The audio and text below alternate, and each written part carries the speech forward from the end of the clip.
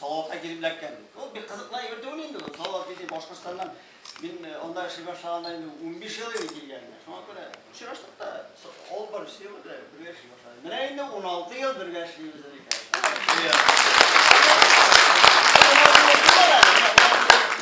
Yılda başladık indi. Biz özümüzün sahnede 28 yıl indi. Tatar istirasında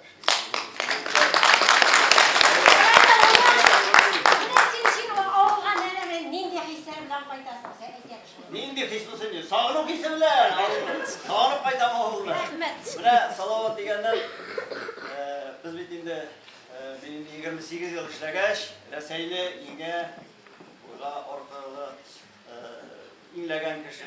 Mina sürüler indi doğan yağın bir birinci şeyden min büyük Tukay.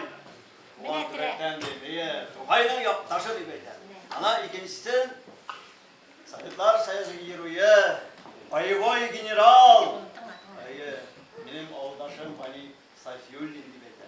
Ondan sonra medisinatlar arasında general Lütfullah Şafiullin dibeydi. Ondan sonra Finat İlacı, Katül Besafin, Duşaniye, başkaları.